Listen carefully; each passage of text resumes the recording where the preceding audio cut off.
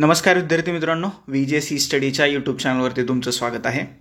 इयत्ता 11वीची आपण एक NCERT पाहिली पॉलिटिकल थिअरीची, राजकीय सिद्धांताची. ही दुसरी NCERT आहे, constitution at work, Indian constitution at work, भारतीय संविधान तत्व आणि व्यवहार. इयत्ता 11वीची जी पहिली NCERT होती पॉलिटिकल थिअरीचा, त्याला तुमचा चांगला रिस्पॉन्स मिळालेला आहे. आता तुम्ही एक काम करायचं आहे, जर का तुम्हाला ती खरंच 10 लेक्चर इयत्ता 11वीच्या NCERTमधली आवडली असतील तर ती तुमच्या मित्रमैत्रिणींपर्यंत, तुमच्या ग्रुपमध्ये, तुमच्या टेलिग्राम चॅनलच्या ग्रुपमध्ये, व्हॉट्सअप ग्रुपमध्ये प्लीज शेअर करा. आणि त्याची एक वेगळी प्लेलिस्ट जी आहे तर ते आपण VJC स्टडीच्या यूट्यूब चॅनलवरच्या प्लेलिस्ट सेक्शनमध्ये बनवलेली आहे. तर ती तेवढी प्लेलिस्ट शेअर करा. आपण ज्यावेळेस पहिल्यांदा आपण तुम्हाला प्रॉमिस केलं होतं की 1 जानेवारीच्या आसपास की जेवढ्या NCERT आहेत की ज्या PSR ऑप्शनल आणि GS2च्या दृष्टीनं महत्त्वाच्या आहेत, तर त्या सर्व NCERT अगदी प्रत्येक ओळीच्या संदर्भासह, परीक्षेभिमुख परिपूर्ण स्पष्टीकरणासह मराठी माध्यमात शिकवण्याचा प्रयत्न करतोय आपण. तर ते प्रॉमिस तुमचं आपण पूर्ण केलेलं आहे. पहिली इयत्ता 11वीची NCERT पूर्णपणे कंप्लीट झालेली आहे आणि ही आहे इयत्ता 11वीची दुसरी NCERT, Indian constitution at work, भारतीय संविधान तत्व आणि व्यवहार. आता ही जी पर्टिक्युलर NCERT आहे तर याच्यामध्ये सुद्धा 10 टॉपिक असल्याचं आपल्याला दिसून येते.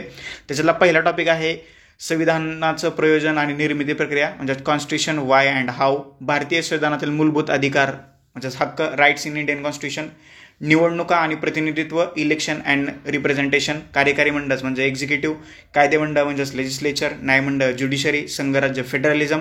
8वा टॉपिक आहे स्थानिक शासन, लोकल गव्हर्नमेंट. 9वा टॉपिक आहे राज्यघटना, एक गतिशील जिवंत दस्तऐवज, constitution as a living document. आणि 10वा टॉपिक आहे राज्यघटनेचं तत्वज्ञान, the philosophy of the Indian constitution किंवा कॉन्स्टिट्यूशन. तर ही सुद्धा NCERT युनिक अकॅडमीने जे मराठीत इयत्ता 11वीची पुस्तकं ट्रान्सलेट केलेली आहेत NCERTची, तर त्याच्यावरती बेस आहे. तर तुम्ही तिथं पुस्तकं जर का तुमच्याकडे ओरिजिनल असतील वेल अँड गुड, नसतील तर मार्केटमध्ये अवेलेबल आहेत, ती पुस्तकं घ्या आणि आपले लेक्चर्स तिथं लावून बसा. तुमचं one of the best revision होईल. याशिवाय याच NCERTवरती आधारित आपण NCERT रिव्हिजन बॅच, जी आन्सर रायटिंगसाठी महत्त्वाची आहे, GS2 आणि PSR ऑप्शनलसाठी, तर ती NCERT बॅच आहे. तर ती सुद्धा आपण लॉन्च केलेली आहे. तर त्याची जी डिटेल माहिती आहे तुम्हाला तर VJC स्टडीच्या टेलिग्राम चॅनलवरती ती माहिती तुम्हाला मिळून जाईल. ओके, आलं लक्षात? चला बॅक टू टॉपिक. आता ही जी इयत्ता 11वीची जी दुसरी NCERT आहे की जी भारतीय संविधानाबद्दल आपल्याला माहिती देत असते, याच्यातले 10 टॉपिक मी तुम्हाला सांगितले. पर्टिक्युलर याच्यामध्ये भारतीय संविधानाचा अगदी व्यवस्थितपणे अभ्यास करण्याचा प्रयत्न केलेला आहे किंवा भारतीय संविधानाबद्दल याच्यामध्ये बोललं गेल्याचं आपल्याला दिसतंय. म्हणजे हे जे मी तुम्हाला सगळे टॉपिक सांगितले 10 तर ते सर्व टॉपिक संविधानाशी संबंधित आहेत. या 10 टॉपिकमधून आपल्याला फक्त NCERTच्या 10 टॉपिकमधून आपल्याला फक्त भारताच्या संविधानाचा व्यवस्थितपणे अभ्यास करायचा आहे. म्हणजे याच्यातून तुमचं प्रीचंही रिव्हिजन होईल, मेन्सचंही रिव्हिजन होईल आणि आन्सर रायटिंगला सुद्धा तुम्हाला मदत होईल. ही जी NCERT आहे तर ती थोडी इंटरेस्टिंग आहे.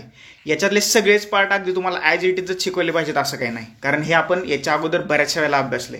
यम लक्ष्मीकांत वाचले, तुकाराम जाधवांचा खंड 2 वाचलाय. त्याच्यामुळं हे अगदी इन डेप्थ जाण्यापेक्षा ह्याच्यातले जे महत्त्वाचे घटक आहेत की जे तुम्हाला उत्तर लिखाणासाठी किंवा आन्सर रायटिंगसाठी उपयोगी पडतील, तर अशावरती आपण जास्त फोकस करण्याचा प्रयत्न करतोय की जेणेकरून NCERT कंप्लीट होईल आणि तुमचं आन्सर लेखनाला जो आपण आन्सर इनरिचमेंटसाठी जो कंटेंट गरजेचा असतो तर तोही तुम्हाला अगदी व्यवस्थितपणे मिळेल. आलं लक्षात? समजलं? जशी पॉलिटिकल थिअरीची आपण NCERT तुम्हाला ॲज इट इज स्क्रीनवरती दाखवत होतो, तर आता ती स्क्रीनवरती दाखवायची काही गरज नाही, कारण हे टॉपिक सगळे सोपे आहेत.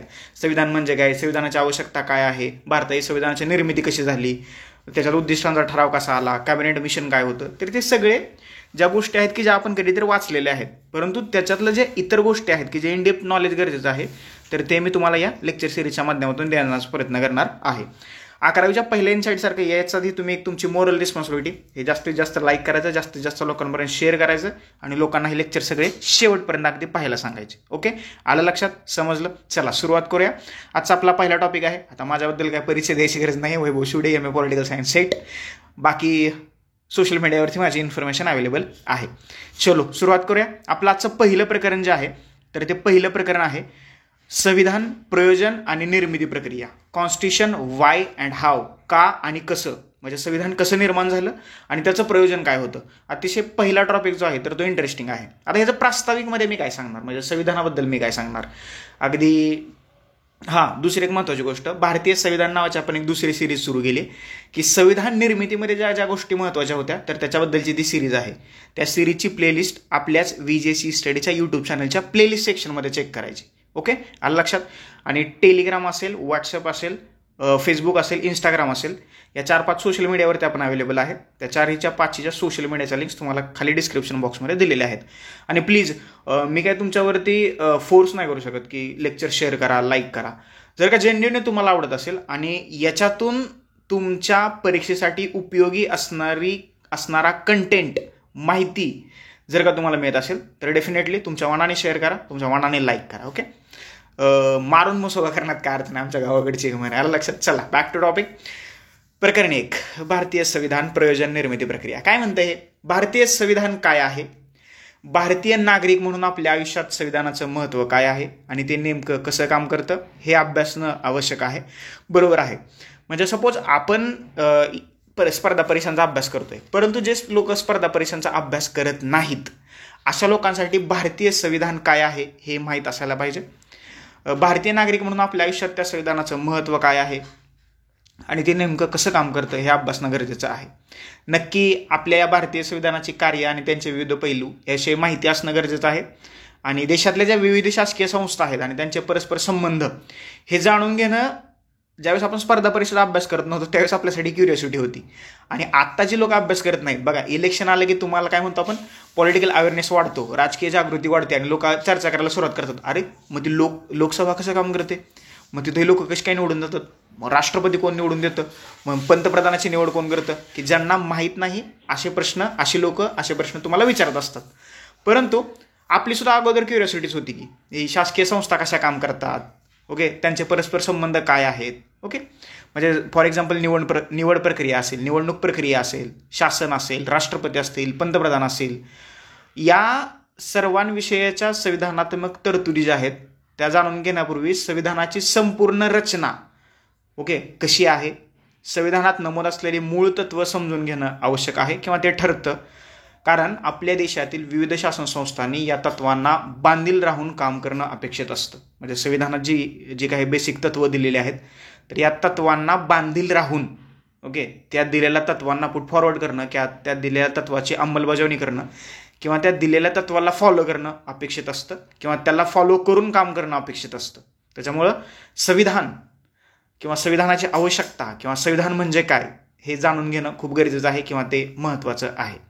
ओके, आता त्याच्यातला हे झालं इंट्रोडक्शन. ओके, ह्याच्याबद्दल या पर्टिक्युलर या NCERTमध्ये आपण संविधानाबद्दलच सगळ्या गोष्टी पाहणार आहोत. त्याच्यामुळं हा टॉपिक खूप अवघड आहे असं काय म्हणण्याची गरज नाही आहे. परंतु जो मी कंटेंट किंवा जी माहिती तुम्हाला देणार आहे तर ती तुमच्या आन्सर रायटिंगमध्ये उपयोगी पडू शकते आणि NCERTचं तुमचं चांगल्या प्रकारे रिव्हिजन होऊ शकतं. मराठी माध्यमातली यूट्यूबवरची ही पहिली फ्री लेक्चर सिरीज आहे. हा मोठीपणा नाही आहे, ही मोठी गोष्ट आहे. त्याच्यामुळं प्लीज व्यवस्थित पहा आणि काही डाऊट, क्वेरीज, क्वेश्चन, सजेशन असतील तर खाली कमेंट बॉक्समध्ये कमेंट करा. आपला पहिला टॉपिक आहे संविधानाची आवश्यकता आणि ही आवश्यकता का भासते.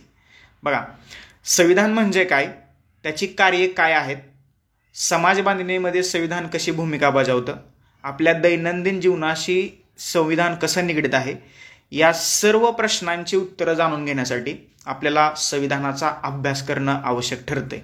बरोबर आहे की संविधान म्हणजे काय हे जाणूनच घ्यायचं आपल्याला, त्याची कार्ये काय आहेत किंवा समाजाची उभारणी किंवा बांधणी करण्यासाठी त्याची भूमिका काय आहे किंवा ते माणसाच्या दररोजच्या आयुष्याशी कसं निगडीत आहे. या सर्व जर का प्रश्नाची उत्तरं आपल्याला जाणून घ्यायची असतील तर ह्या प्रश्नाची उत्तरं जाणून घेण्यासाठी संविधानाचा अभ्यास करणं गरजेचं आहे. Okay, as a student of political science, as a student of PSR optional, as a aspirant of competitive exams किंवा भारताचे नागरिक म्हणून तरी कमीत कमी आपल्याला संविधानाबद्दलच्या बेसिक गोष्टी तरी माहीत असल्या पाहिजेत. त्याच्यामुळं ही लेक्चर सिरीज आहे.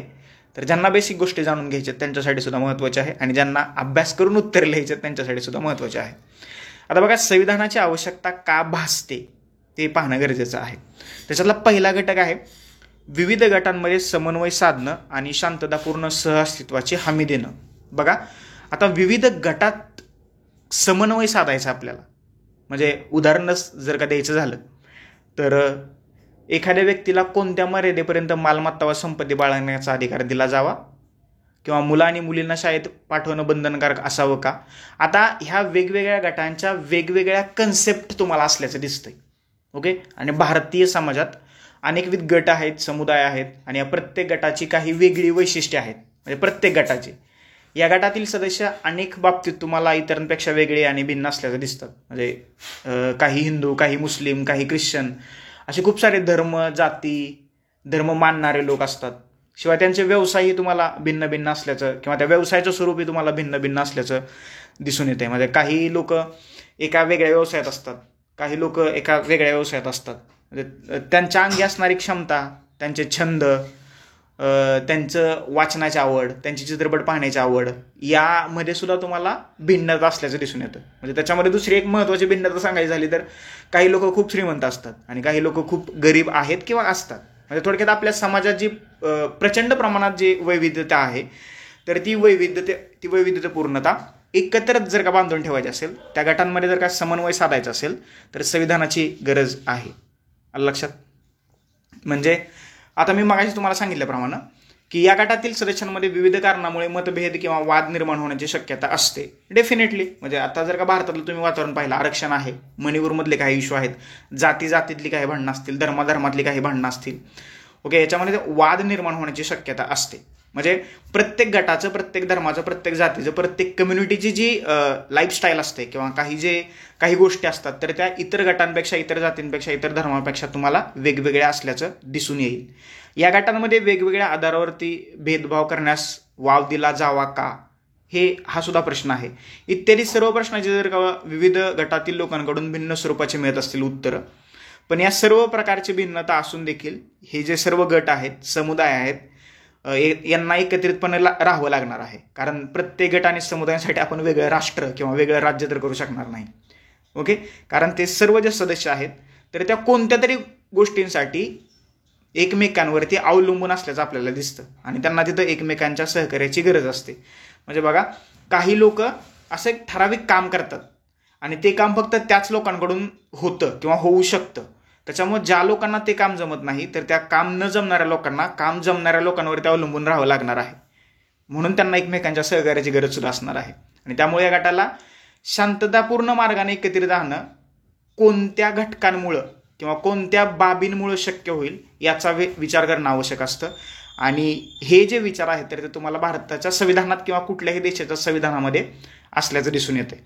आता हे जे आपण वरती जे प्रश्न डिस्कस केले की विविध प्रश्न असतात, या प्रश्नावरील अधिक चांगलं किंवा व्यावहारिक उपाय म्हणजे या गटातील सर्व सदस्यांनी एकमतानं काही मूलभूत नियमांचं आणि तत्वांचं पालन करण्याचं ठरवलं. बरोबर, अगदी ना. म्हणजे हे वेगवेगळ्या जातीतल्या, धर्मातल्या, कम्युनिटीतल्या लोकांना जर काही एकत्र राहायचं असेल तर त्यांनी काय केलं, एकमत केलं आणि काही मूलभूत नियम, ओके, रूल्स आणि तत्व, प्रिन्सिपल याचं पालन करण्याचं ठरवलं. तर ते सर्व शांततेने आणि सौहार्दपूर्ण एकत्रितपणे राहू शकतात. बरोबर, म्हणजे जर का ह्यांना राहायचं असेल तर ह्यांनी काय केलं पाहिजे, एकत्रितपणे नियम आणि तत्वांचं की जे मूलभूत आहेत आणि सर्वांसाठी सेम आहेत त्याचं पालन करायचं. आणि जर का तुम्ही ते पालन केलं तरच तुम्ही शांततेने आणि सौहार्दपूर्ण, अगदी बंधुभावाने एकत्रितपणे राहू शकता. हो, ओके. एखादा असा गट असतो की अशा मूलभूत नीतिनियमांची गरज असते. म्हणजे क्वेश्चन मार्क आहे. तर असे नीतिनियम जर नसतील तर काय होईल असा प्रश्न उपस्थित होतो. तर या गटातील प्रत्येक सदस्याला पदोपदी आपण असुरक्षित असल्याचं वाटत राहील. म्हणजे साहजिकच आहे. म्हणजे जर का असे नियम नसतील म्हणजे आपल्याला म्हणजे उद्या होईलच ना की हिंदूंपासून मुस्लिमांना, मुस्लिमपासून हिंदूंना, नंतर या दोन धर्मापासून ख्रिश्चनांना, किंवा आता हे धर्मावरती बोलतोय याचा अर्थ PSRच्या अभ्यासाच्या दृष्टीने बोलतोय. नाहीतर तुम्ही उगा धर्माबद्दल बोलला, धर्म असं काय कमेंट बॉक्समध्ये कमेंट करू नका. ज्यावेळेस आपण राज्यशास्त्राचा अभ्यास करतो त्यावेळेस आपण जात, धर्म, कम्युनिटी हे सगळं बाजूला ठेवून अभ्यास करायचा असतो, न्यूट्रल राहून अभ्यास करायचा असतो, लक्षात ठेवा. ओके.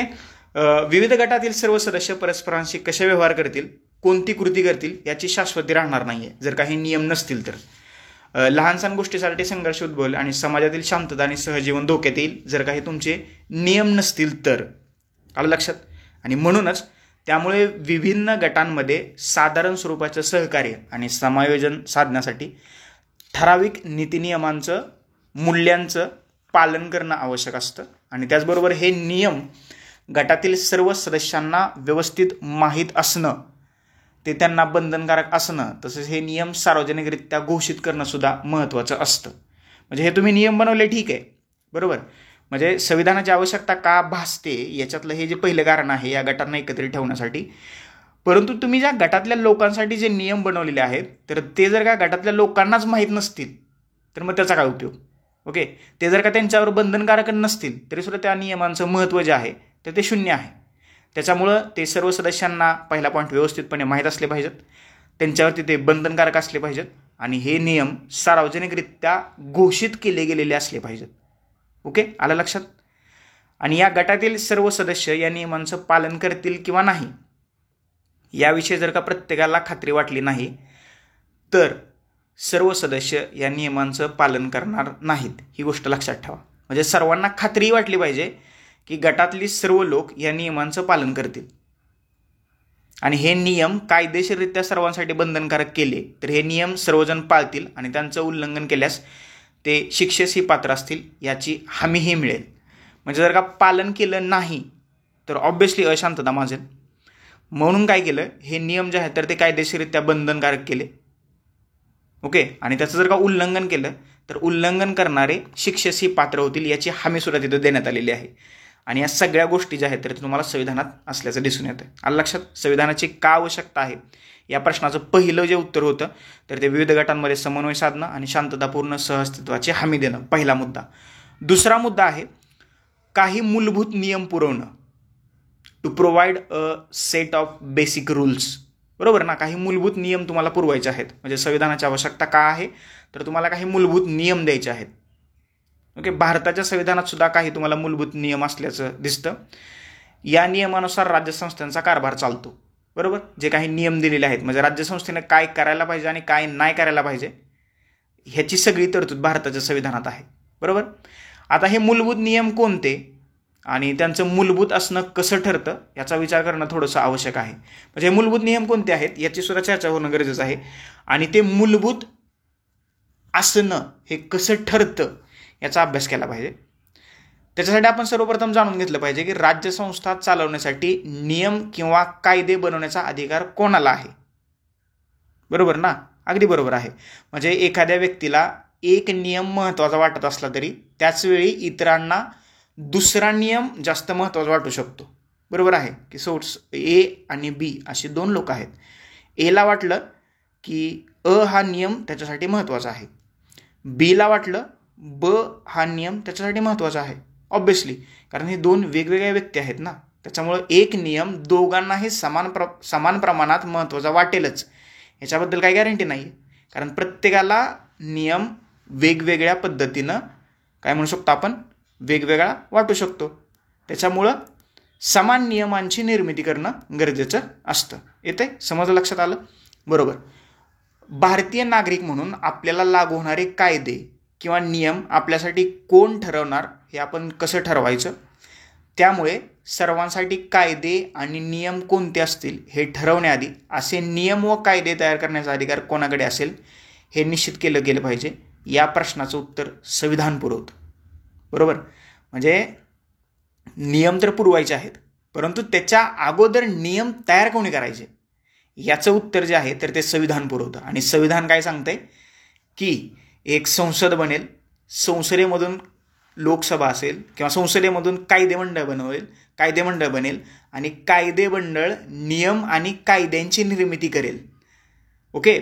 आता हे संसदेच्या कायदेमंडळाने बनवलेले नियम आणि कायदे हे सर्वांसाठी समान असतील का? असतील. कारण कायदेमंडळात कायदे बनवणारे लोक जे आहेत तर ती लोकांचे प्रतिनिधी आहेत, पीपल्स रिप्रेझेंटेटिव्ह आहेत. त्याच्यामुळं लोक प्रथम किंवा नियम किंवा कायदे बनवताना त्याच्या मध्यभागी किंवा त्याच्या सेंट्रल पॉईंटला असतील भारताची लोक. त्याच्यामुळे हे सर्वांना मान्य असतील. ओके. म्हणजे हे नियम बनवण्याचा अधिकार किंवा हे कोणी बनवले पाहिजेत हे कोण निश्चित करतं किंवा याचं उत्तर कोण पुरवतं? भारताचं संविधान किंवा कुठल्याही देशाचं संविधान. समजलं. काही मूलभूत नियम तयार करायचे आहेत किंवा पुरवायचे आहेत. ते नियम पुरवायचे आहेत हे ठीक आहे, परंतु नियम बनवायची ऑथॉरिटी कोणाकडे असली पाहिजे याचं उत्तर, या प्रश्नाचं उत्तर तुम्हाला संविधान पुरवत असताना दिसतं. हा जरा दुसरा पॉईंट. तिसरा पॉईंट आहे निर्णय निर्धारण अधिकारांची तरतूद करणं, specification of decision making powers. Okay. निर्णय निर्धारण म्हणतो आपण त्याला, डिसिजन मेकिंग. आलं लक्षात. म्हणजे तो ह्याच्यातला टॉपिक आहे डिसिजन मेकिंग. म्हणजे तुम्ही काय निर्णय घेताय. बघा, नागरिकांसाठी कोणत्या स्वरूपाचे कायदे आणि ते कोणी बनवायचे यासंबंधी तरतुदी संविधानात केलेल्या आहेत. बरोबर, म्हणजे आहेत कोणत्या प्रकारचे कायदे असावेत आणि ते कोणी बनवायचे याच्या संबंधित तरतुदी कुठे आहेत? भारताच्या संविधानात आहेत किंवा संविधानात आहेत. विविध शासन पद्धतीमध्ये जनतेसाठी काही कायदे बनवणाऱ्या यंत्रणा रचना भिन्न प्रकारच्या असतात. ऑब्व्हियसली म्हणजे राजेशाही असेल तर तुम्हाला तिथं खुद्द राजा जनतेसाठी कायदे बनवतो. म्हणजे सोव्हिएत रशियासारखं जुनं सोव्हिएत रशियासारखं संविधान असेल तर तिथं एकाच राजकीय पक्षाला सर्व नियम आणि कायदे बनवण्याचा अधिकार देण्यात येतो. म्हणजे हुकुमशाहीमध्ये असेल, म्हणजे उत्तर कोरिया असेल हुकुमशाही असेल तर तिथला एक हुकुमशहाच जनतेसाठी वेगवेगळे कायदे बनवतो. जर का लोकशाही शासन पद्धती असेल तर सर्व कायदे आणि नियम बनवण्याचा अधिकार हा नागरिकांनाच बहाल केलेला असतो. म्हणजे तिथं डायरेक्ट नागरिक कायदे बनवतात का? तर असं नाही. आणि ही प्रक्रिया वाटते तितकी सोपी नाही आहे, कारण लोकांनीच लोकांसाठीचे कायदे बनवायचे हे खरं, पण ते कसं याचाही विचार केला गेला पाहिजे. म्हणजे भारतात अप्रत्यक्ष लोकशाही आहे, प्रत्यक्ष लोकशाही नाही. लक्षात? त्याच्यामुळे मला तुम्हाला कळलं असेल अप्रत्यक्ष आणि प्रत्यक्षमध्ये काय डिफरन्स आहे. त्याचा डिफरन्स मी पुढच्या प्रकरणामध्ये येणारच आहे. म्हणजे एखाद्या नियमाचं कायद्यात रूपांतर होण्यासाठी सर्वांना ते मान्य असणं आवश्यक असतं का, हा प्रश्न आहे. म्हणजे प्राचीन ग्रीक संस्कृतीतील लोकांप्रमाणे आत्ताही लोकांना अशा प्रत्येक बाबी संदर्भात आपलं मत मांडावं का? म्हणजे प्राचीन ग्रीक नगर राज्यात जर का विचार केला तर तिथं डायरेक्ट डेमोक्रेसी होती. म्हणजे लोकांनी जर का म्हटलं हे असं आहे तर ते तसंच आहे. ओके, म्हणजे लोकांनी ज्या लोकप्रतिनिधीला निवडून दिलंय आणि जर का त्याने कामं नाही केली तर त्याला माघारी बोलवण्याचा अधिकार जो असतो तर ते प्रत्यक्ष लोकशाहीत दिलेला असतो. आपल्या लोकशाहीत तसं आहे का? नाही. दर 5 वर्षांनी निवडणुका होतात आणि तुम्हाला जर काय त्याला वगळायचं असेल लोकप्रतिनिधींना तर यू कॅन. ओके, समजलं? तर हे प्राचीन ग्रीक नगर राज्यात तसं होतं. तिथं लोकमत मांडत होती.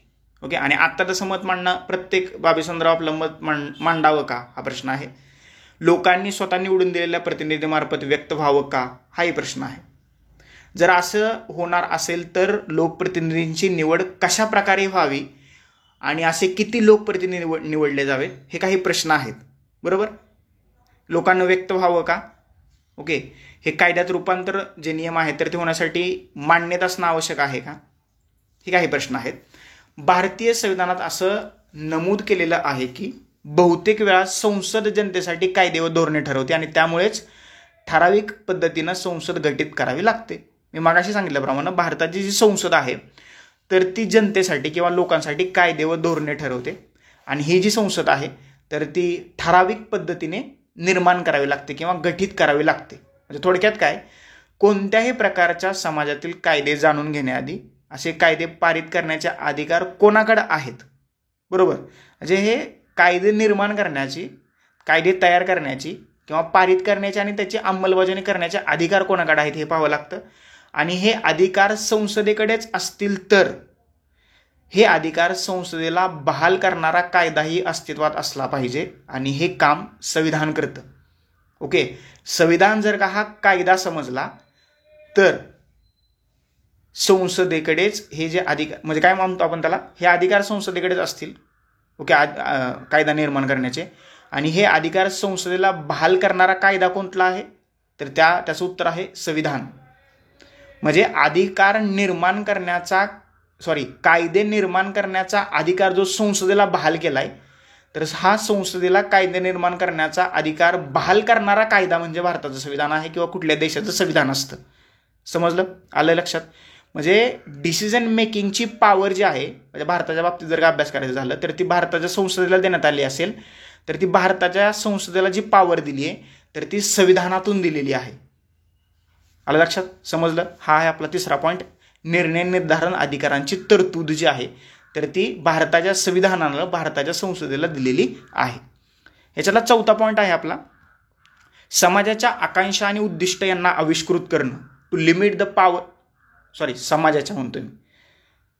समाजाच्या आकांक्षा आणि उद्दिष्ट यांना काय करायचं आहे? आविष्कृत करायचं आहे. To manifest the aspiration and goals of the society. बरोबर आहे. तर जे समाजाचे काय म्हणतो आपण त्याला आकांक्षा असतात, म्हणजे काही लोकांच्या डिमांड्स असतात. म्हणजे बहुतेक सर्व जुनी संविधान हे सरकारच्या निर्णय घेण्याच्या सत्तेचं वाटप करण्यापुरती तसंच एकंदरीत सरकारच्या सामर्थ्यावर काही मर्यादा घालण्यापर्यंतच सीमित होती. पण जी 20व्या शतकात जी संविधानं निर्माण झाली तर त्याच्यापैकी भारतीय संविधान हे एक सर्वोत्तम संविधान मानलं जातं आणि सरकारला काही सकारात्मक कृती कार्यक्रम करण्यासाठी एक सक्षम चौकट प्रदान करतं आणि ज्यातून समाजाच्या आकांक्षा आणि उद्दिष्ट साधली जातात. बरोबर आहे. हे भारताचं संविधान आहे त्यातील लोकांप्रती काय आहे, एक सकारात्मक कृती करतं आणि लोकांच्या ज्या आकांक्षा आहेत, लोकांची जी उद्दिष्ट आहेत, तर ती साध्य करण्यासाठी किंवा एक कृती कार्यक्रम देतं, एक सक्षम चौकट प्रदान करत असल्याचं आपल्याला दिसून येते. म्हणजे या बाबतीत मात्र लोकांच्या इच्छा आकांक्षा पूर्ण करण्याच्या बाबतीत मात्र भारताच्या संविधानानं एक वेगळा दृष्टिकोन बाळगल्याचं आपल्याला दिसून येते.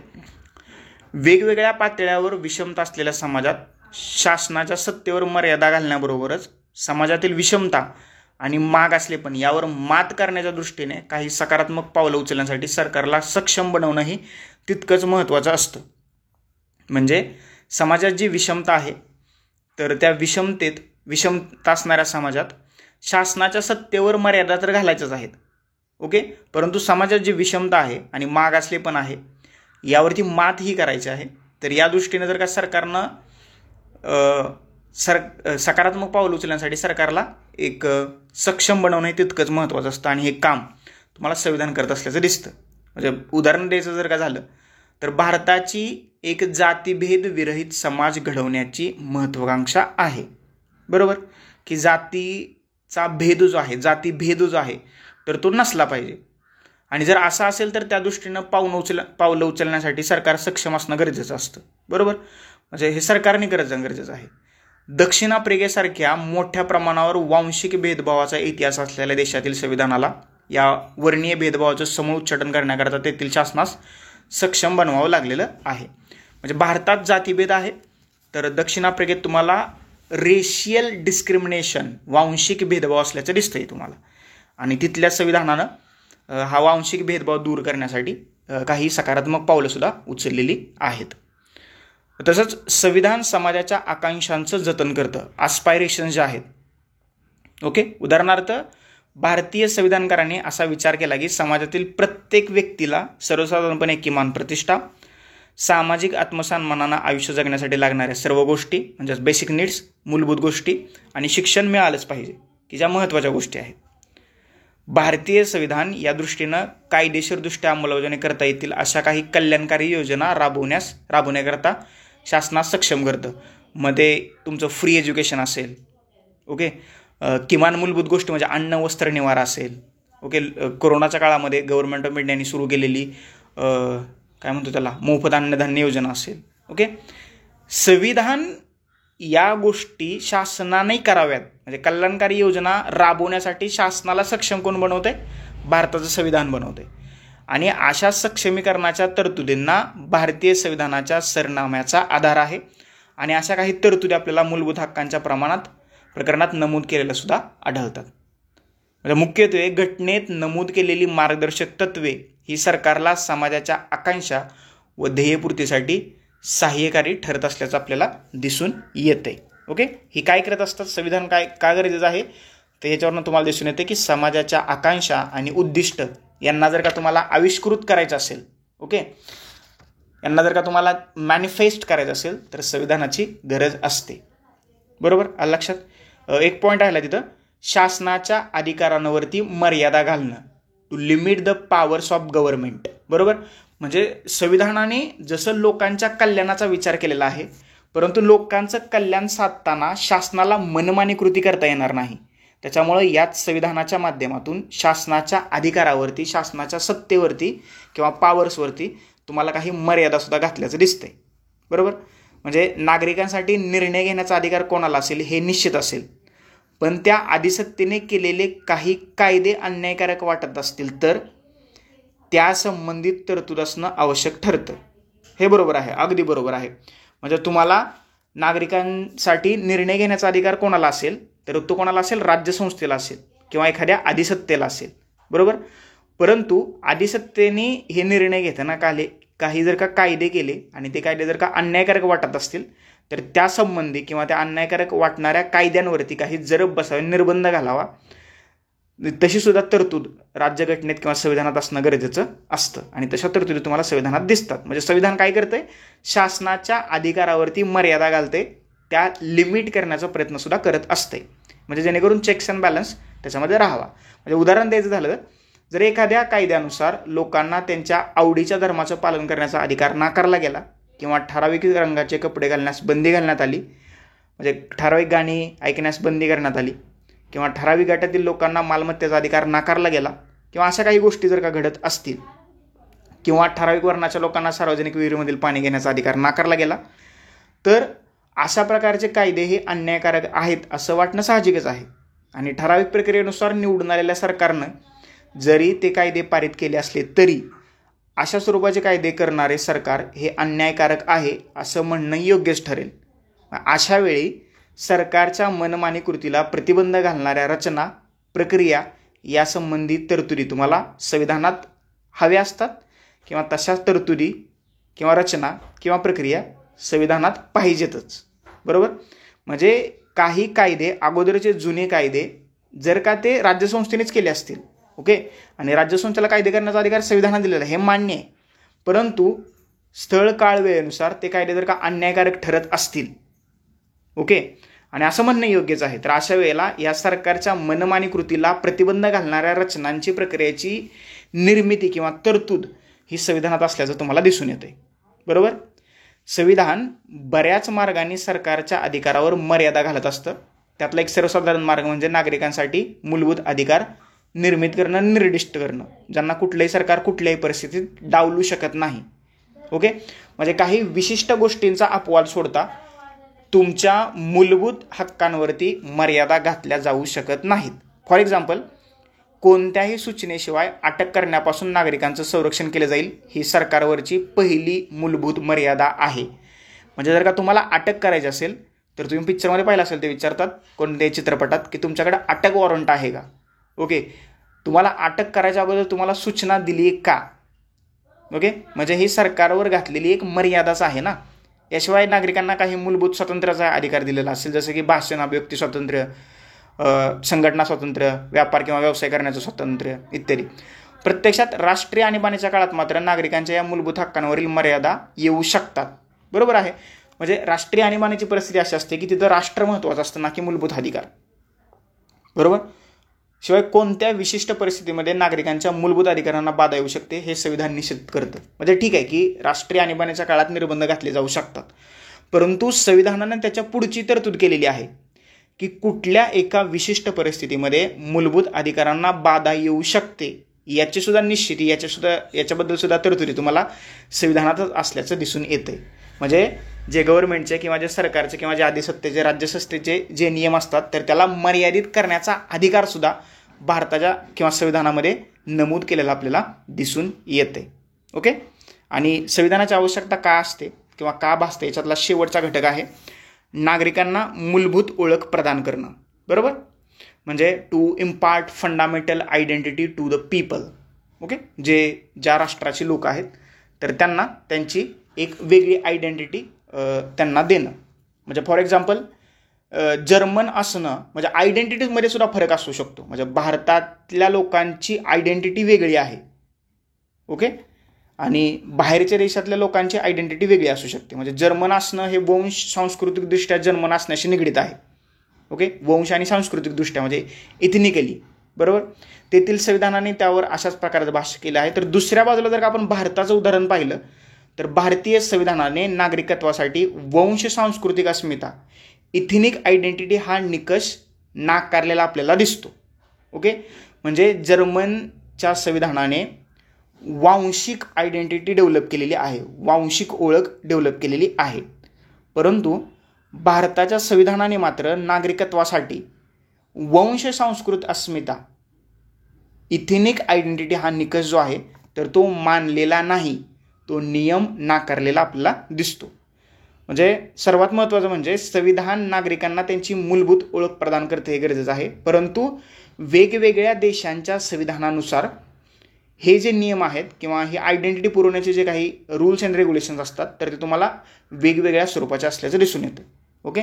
म्हणजे नागरिकांना त्यांची मूलभूत ओळख प्रदान करतच, याचाच अर्थ की संविधानाच्या माध्यमातून नागरिकांचं सामूहिक अस्तित्व आकाराला येतं. बरोबर. यासाठी कोणावर आणि कसं शासन करावं यासाठीचे काही मूलभूत नियम व तत्व निर्दिष्ट करावे लागतात आणि ज्यातून नागरिकांची सामूहिक ओळख साधली जाते.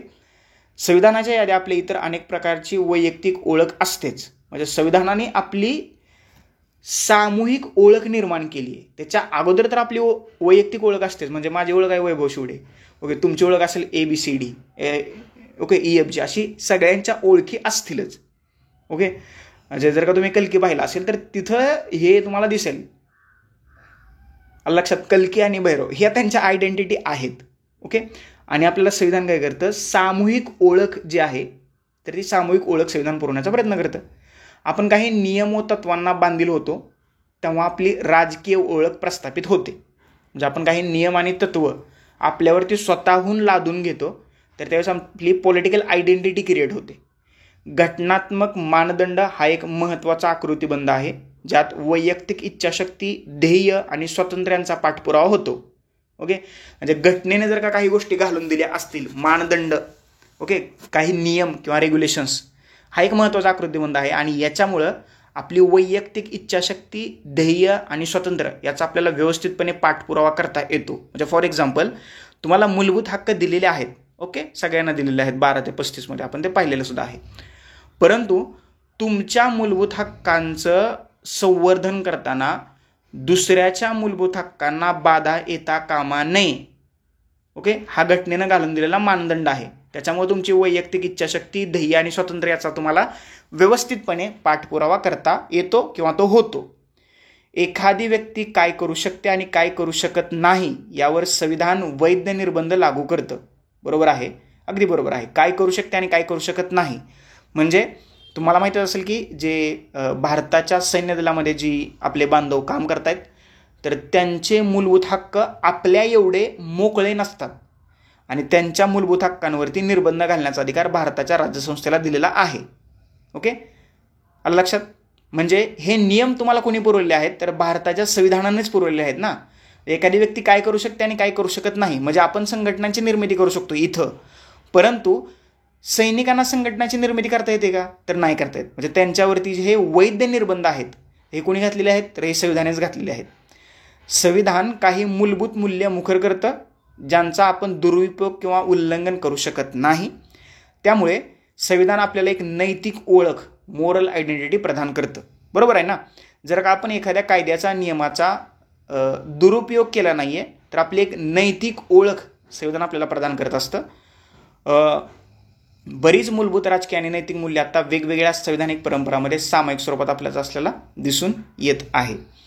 बहुतेक आधुनिक संविधानं ही लोकशाही शासन प्रकाराची स्थापना करत असल्याचं आपल्याला दिसून येते आणि लोकशाही काय म्हणतो आपण त्याला, लोकशाही देशांमध्ये संविधानिक प्रक्रिया सुद्धा अगदी स्मूथली होत असतात आपल्याला दिसते. आता ही जी लोकशाही शासन प्रकारची स्थापना आहे जी नागरिकांच्या मूलभूत हक्कांचं रक्षण करण्याचा दावा करतात, परंतु नागरिकांच्या राष्ट्रीय ओळखीची म्हणजे नॅशनल आयडेंटिटीची संकल्पना ते भिन्न भिन्न पद्धतीने आपल्याला मांडत असल्याचं आपल्याला दिसून येतं. म्हणजे जर्मनीमध्ये वंश महत्त्वाचा आहे, वांशिक आयडेंटिटी महत्त्वाची आहे, तर भारताने मात्र वांशिक आयडेंटिटीला महत्त्व दिलेलं नाही. म्हणजे ही जी आयडेंटिटीची जी कन्सेप्ट आहे तर ती वेगवेगळ्या लोकशाही देशातल्या संविधानानुसार वेगवेगळी असल्याचं आपल्याला दिसून येत आहे. ही वर जे मी तुम्हाला 5-6 कारणं सांगितली किंवा संविधानाची आवश्यकता का आहे किंवा ही आवश्यकता का भासते याची जी मी तुम्हाला 5-6 कारणं सांगितली, तर या सर्व घटकांवरून एखाद्या देशात संविधान का गरजेचं असतं याचं सुद्धा आपल्याला स्पष्टीकरण मिळते. संविधान का गरजेचं असतं तर वेगवेगळ्या गटांमध्ये समन्वय साधायचा आहे, त्या गटांमध्ये शांततापूर्ण सहअस्तित्व निर्माण करायचं आहे, काही मूलभूत नियम तयार करायचे आहेत, निर्णय निर्धारण अधिकारांची तरतूद करायची आहे, शासनाच्या अधिकारावरती मर्यादा घालायच्या आहेत, समाजांच्या आकांक्षा आणि उद्दिष्टांना आविष्कृत करायचं आहे आणि नागरिकांना मूलभूत ओळख प्रदान करायची आहे. तर या सर्व घटकांसाठी कोणत्याही देशास संविधान गरजेचं असतं किंवा संविधान जे आहे तर त्या देशासाठी एक महत्त्वाची भूमिका पार पाडत असल्याचं आपल्याला दिसून येतं आहे. आलं लक्षात, समजलं. हा आपला झाला पहिला टॉपिक. ओके, हे थोडंसं बोरिंग वाटत असेल परंतु नंतर हे तुम्हाला तुमच्या ह्याच्याप्रमाणे होईल. मी फक्त एक्सप्लेनेशन करतोय म्हणजे तुम्ही पॉईंट टाका आणि तुम्हाला जे महत्त्वाचे पॉईंट्स वाटत आहेत तर त्याच्या पुढे फक्त लिहून घ्या, कारण हे तुम्हाला व्यवस्थितपणे ज्यावेळेस तुम्ही प्रश्नाची उत्तरं लिहाल तर हे अजून व्यवस्थितपणे समजेल. बघा आता संविधानाच्या अधिसत्ता, द अथॉरिटी ऑफ कॉन्स्टिट्यूशन. बघ, ओके, आता ते पाहूया आपण. म्हणजे आत्तापर्यंत आपण जे डिस्कशन केलं तर त्याच्यामध्ये आपण काय पाहिलं की संविधानाची आवश्यकता तसंच त्यातून पुढे आलेली काही मूलभूत कार्य पाहिली. म्हणजे संविधानाची आवश्यकता पाहिली आणि जे मूलभूत कार्य आहेत संविधानाची तर ती आपण पाहिली. आणि ही जी कार्य आहेत तर या कार्यामार्फत आपल्याला बहुतेक सर्व देशांमध्ये संविधान का गरजेचं असतं याचं स्पष्टीकरण सुद्धा मिळालेलं आहे. म्हणजे का गरजेचं असतं ते मी तुम्हाला 1 बाय 1 सांगितलेलं आहे. म्हणजे संविधानाची आवश्यकता आणि कार्य आणि या कार्यांमार्फत कुठल्याही देशांमध्ये संविधान का गरजेचं असतं याचं उत्तर सुद्धा आपल्याला मिळालेलं आहे. परंतु संविधानाबद्दल अजूनही काही वेगळे प्रश्न असतात. त्याच्यातला पहिला प्रश्न आहे संविधान म्हणजे काय. बरोबर. आता संविधान का आवश्यकता असते, ओके, देशात संविधानाची का गरज आहे किंवा संविधानाची आवश्यकता का भासते हे आपण डिस्कस केलं.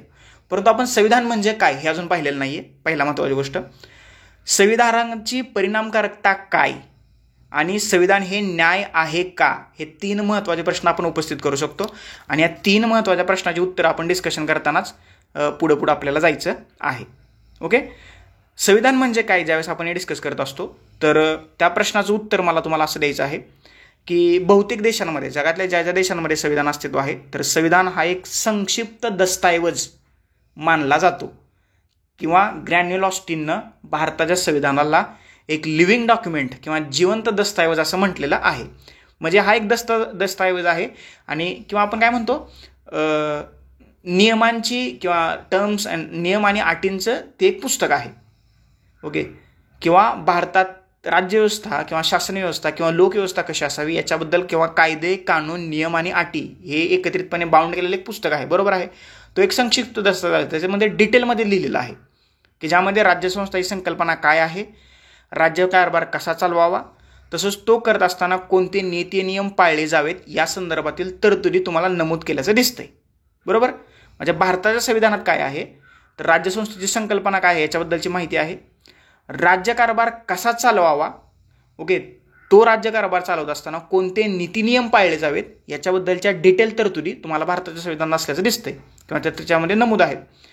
जेव्हा आपण पर्टिक्युलर एखाद्या देशाच्या संविधानाविषयी बोलत असतो तेव्हा याच दस्तऐवजाचा संदर्भ अभिप्रेत असतो. बरोबर ना. म्हणजे अमेरिकेत कुठली व्यवस्था आहे आपण हे कशावरती अज्यूम करत असतो तर त्या देशातल्या संविधान नावाच्या दस्तऐवजात काय लिहिलंय आपण याच्यावरती आधारित ती सगळी चर्चा करत असतोच ना. म्हणजे भारतात लोकशाही आहे की हुकुमशाही आहे हे जर का आपल्याला ओळखायचं असेल तर आपण काय करेल तर आपण भारताच्या संविधानात काय लिहिले ते पाहिल आणि मग आपण अमेरिकेतील लोक म्हणतील की भारतात लोकशाही आहे. आलं लक्षात. परंतु काही असे देश आहेत, उदाहरणार्थ ब्रिटनसारखे, युनायटेड किंगडमसारखे देश, म्हणजे एकच, हे दोघांचं नाव एकच आहे की अशा देशांमध्ये तुम्हाला लिखित स्वरूपाचं संविधान अस्तित्वात असल्याचं दिसतच नाही आहे. त्याऐवजी अशा देशांमध्ये काही एकत्रितरित्या केलेल्या शासन निर्णयांची किंवा दस्तऐवजांची एक मालिकाच असते, एक सिरीज असते की ज्याला एकत्रितपणे संविधान असं म्हटलं जातं. तेव्हा आपण असं म्हणू शकतो की संविधान हा एक दस्तऐवज आहे किंवा दस्तऐवजाचा संच आहे जो वर नमूद केलेल्या कार्यांची पूर्तता करण्याचा प्रयत्न करतो. ओके. अलग लक्षात. म्हणजे ते लिखित असू शकतं किंवा अलिखित असू शकतं. ओके. परंतु तो एक दस्तऐवज आहे किंवा दस्तऐवजाचा संच आहे आणि त्याच्या जी कार्य कोणती कोणती आहेत, राज्यसंस्था संकल्पना काय आहे, राज्यकारभार कसा चालवावा आणि ते करत असताना नीती नियम पाळले जावेत, ही जी काही कार्य आहेत तर त्या कार्यांची पूर्तता करण्याचा प्रयत्न कोण करतं तर हा दस्तऐवज करत असतं. आलं लक्षात. म्हणजे समजलं संविधान म्हणजे काय. ओके. तो एक दस्तऐवज आहे, संक्षिप्त दस्तऐवज आहे. काही देशात तो लिखित स्वरूपात असतो तर काही देशात तो अलिखित स्वरूपात असतो. परंतु जे दररोजचे जे प्रश्न आहेत, राज्यसंस्थेची संकल्पना, कारभार कसा चालवावा किंवा कारभार चालवताना कोणते नीती नियम पाळले जावेत, ही जी सर्व कार्य आहेत तर तो कार्य जर का तो दस्तऐवज त्या कार्यांची पूर्तता करण्याचा प्रयत्न करत असेल तर त्या दस्तऐवजाला आपण संविधान असं म्हणतो. आलं लक्षात. जगातील अनेक संविधाने केवळ कागदोपत्रीच अस्तित्वात आहेत, हेही तुम्हाला महत्त्वाचं वाटतं. त्याचं महत्त्व केवळ कागदावरच नमूद केलेलं आहे आणि ते त्या ओळींपुरतं, त्या शब्दांपुरतंच मर्यादित आहे किंवा सीमित आहे. म्हणजे तेव्हा आपल्याला एक नवीन प्रश्न तिथं उपस्थित केल्याचं दिसतं की संविधान परिणामकारक आहे काय आणि कितपत आहे. इफेक्टिव्ह आहे का संविधान, की संविधान आहे तुमच्याकडं परंतु ते किती परिणामकारक आहे, किती इफेक्टिव्ह आहे आणि ते कितपत आहे, हा एक प्रश्न आहे. संविधानास कोणत्या गोष्टी अधिक इफेक्टिव्ह किंवा अधिक परिणामकारक बनवतात, हाही प्रश्न आहे. आणि नागरिकांच्या दैनंदिन जीवनावरील त्याची परिणामकारकता परिणामकारकता कशामुळे सिद्ध होती, हा सुद्धा एक प्रश्न आहे. आणि याच प्रश्नाचे उत्तर आपण संविधानाची परिणामकारकता काय या टॉपिकमध्ये पाहणार आहोत की काय. आणि संविधान परिणामकारक बनवणं ही प्रक्रिया बऱ्याचशा गोष्टींवरती अवलंबून असते. ओके, त्याच्यातल्या काही महत्त्वाच्या बाबी आहेत, तर त्या आपण वन बाय वन पाहूया. ओके, त्याच्यातली पहिली बाब आहे संविधान निर्मितीची पद्धत. बरोबर ना, मोड ऑफ प्रोमोल्युगेशन. बरोबर, म्हणजे संविधान निर्माण कसं झालंय, प्रोसेस ऑफ कॉन्स्टिट्यूशन मेकिंग कशी झाली, त्याला जर का छोट्या भाषेत सांगायचं झालं तर म्हणजे संविधान अस्तित्वात कसं आलं याच्याशी संबंध आहे. संविधानाचे रचनाकार कोण होते आणि त्यांच्याकडे कितपत आदिसत्ता होती, हे जे सर्व विचार किंवा सर्व जे मुद्दे आहेत, तर संविधानाची निर्मितीची पद्धत याची चर्चा करताना आपल्याला विचारात घ्यावे लागतात. म्हणजे बऱ्याचशा देशांमधली बरीचशी संविधान तुम्हाला कुचकामी ठरल्याचं दिसतंय. म्हणजे शेजारच्याच नेपाळचं जर का उदाहरण घेतलं तर 7-8 वेळा तिथल्या देशाच्या संविधानाची निर्मिती केलेली आहे. त्याच्यामध्ये भारताचा रोल महत्त्वाचा राहिलेला आहे. आलं लक्षात? कारण एकतर तेथील म्हणजे संविधान कुचकामी का ठरली, म्हणजे बऱ्याचशा देशातली, एकतर तेथील लष्कर प्रमुखानं त्या संविधानाची निर्मिती केली होती, किंवा जी लोक लोकप्रिय नाहीत किंवा काय म्हणू शकतो आपण लोकप्रिय नसलेल्या, तसंच लोकांना आपल्यासोबत एकत्रितरित्या बांधून ठेवण्यास किंवा संघटित करण्यास असमर्थ ठरलेल्या नेत्यांनी निर्मिती या संविधानाची केलेली आहे. या दोन कारणामुळं बऱ्याचशा देशातली संविधान आहेत तर ती कुचकामी ठरलेली आहे, त्यांचं महत्त्व आता शून्य झालेलं आहे. परंतु भारत, दक्षिण आफ्रिका आणि अमेरिका यासारख्या जगातील सर्वात यशस्वी संविधानं ही लोकप्रिय ठरलेल्या अशा राष्ट्रीय स्वातंत्र्य चळवळीनंतर तयार करण्यात आलेली संविधानं आहेत. म्हणजे भारताचं संविधान, दक्षिण आफ्रिकेचं संविधान आणि अमेरिकेचं संविधान.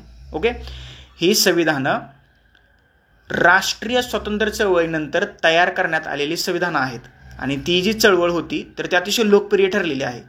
म्हणजे भारताचं संविधान हे जरी घटना समितीद्वारे औपचारिकरित्या डिसेंबर 1946 ते नोव्हेंबर 1949 या दरम्यान बनवलं गेलं असलं तरीसुद्धा याला राष्ट्रीय स्वातंत्र्य चळवळीचा एक मोठा इतिहास लाभलेला आहे, ज्यामध्ये भारतीय समाजातील विविध घटकांना एकत्रित आणण्याची विलक्षण क्षमता होती. हे अगदी बरोबर आहे. म्हणजे भारताचं ज्यावेळेस संविधान निर्माण होत होतं किंवा डिसेंबर 1946 ते नोव्हेंबर 1949 हे संविधान समितीद्वारे तयार केले, ऑब्व्हियसली हे बरोबर आहे. परंतु याला भारताच्या स्वातंत्र्य चळवळीचा एक मोठा वारसा आहे. आणि या भारताच्या स्वातंत्र्य चळवळीने काय केलं होतं तर विविध घटकांना एकत्रित आणण्याची विलक्षण क्षमता जी होती तर ती तुम्हाला भारताच्या संविधानात असल्याचं किंवा या राष्ट्रीय चळवळीत असल्याचं आपल्याला दिसून येतंय. आलं लक्षात? समजलं? ज्या लोकांनी समाजात सार्वजनिकरित्या प्रचंड विश्वासार्हता अनुभवली आहे, त्यांच्याकडे समाजातील विविध घटकांना संघटित करून त्यांचं नेतृत्व करण्याची क्षमता होती, किंवा ज्यांच्याकडे वैयक्तिक प्रभावाच्या वाढीसाठी संविधान एक साधन नव्हे याबद्दल समाजाला खात्री देण्याची क्षमता होती. म्हणजे संविधान निर्मिती केल्यामुळं आमचा त्याच्यामध्ये काय फायदा नाही आहे हे लोकांना पटवून देण्याची ज्यांच्याकडे क्षमता होती, अशा लोकांनी संविधानाची निर्मिती केल्यामुळे त्यास असामान्य अशी आद्यमान्यता प्राप्त झाल्याचं आपल्याला दिसून येते. म्हणजे संविधान निर्मितीत जी वेगवेगळी लोक काम करत होती तर त्यांना आपण मोठे आहोत म्हणजे याची काय हाव नव्हती. आणि ही जी लोक काम करत होती तर त्यांनी खूप मोठी विश्वासार्हता जी होती तर त्यांनी ती अनुभवली होती. आणि समाजातल्या विविध घटकांना एकत्रित करून त्यांचं नेतृत्व करण्याची क्षमता जी होती तर ह्या भारताच्या संविधान निर्मात्याकडे असल्याचं आपल्याला दिसून येते. आणि त्यामुळं असामान्य अशी अधिमान्यता जी आहे या संविधानाला प्राप्त झाल्याचं आपल्याला दिसून येते. संविधानाच्या अंतिम दस्तऐवजाने त्या काळी व्यापक राष्ट्रीय समावेशकता प्रतिबिंबित केल्याचं आपल्याला दिसून येते. भारताच्या संविधानाबद्दल आपण पर्टिक्युलर बोलतोय. काही देशांनी त्यांचे संविधान पूर्णतः जनमताच्या आधारे तयार केलं आहे, जिथं सर्व लोक संविधानाच्या निर्मितीबाबत त्यांना अपेक्षित असलेल्या तरतुदीवरती सार्वजनिक मतदान करून निर्णय घेतात. परंतु भारताच्या संविधानात जर का बोलायचं झालं तर हे संविधान कधीही अशा जनमताच्या अधीन नव्हतं, परंतु तरीही भारतीय संविधानाने जनतेला सार्वभौम मानून संविधानाचा स्रोत भारतीय जनता असल्याचं घोषित केलंय. म्हणजे भारताच्या संविधानाची प्रास्ताविकाने सुरुवात झाली आहे. आणि त्या प्रास्ताविकाची सुरुवात कशी झाली? We the people of India, आम्ही भारताचे लोक, अशी झाली आहे. म्हणजे संविधानाने काय केले? भारतीय संविधानाने जनतेला सार्वभौम मानून संविधानाचा स्रोत सुद्धा भारतीय जनता आहे असं घोषित करून टाकले. आलं लक्षात? आणि म्हणून भारतीय जनतेने देखील संविधानातील तरतुदींचं पालन करत तिचा स्वीकार केलेला आहे. आलं का लक्षात? सर्वसामान्य जनता संविधानाचा स्वीकार कसा करते यावर त्या संविधानाचं यश अवलंबून असतं. बरोबर?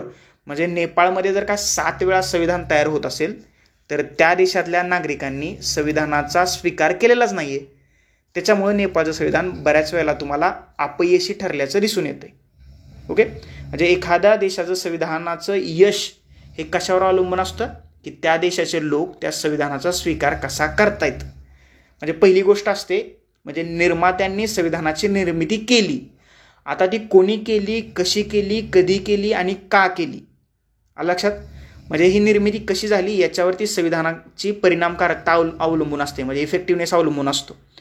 परंतु संविधानाचं यश मात्र ती लोक संविधान कसं स्वीकार करतायत याच्यावरती संविधानाचं यश अवलंबून असल्याचं आपल्याला दिसतंय. ओके, म्हणजे संविधानाची परिणामकारकता जर का चेक करायची असेल तर संविधानाची निर्मिती कोणी केली हा त्याचा पहिला महत्त्वाचा मुद्दा आहे.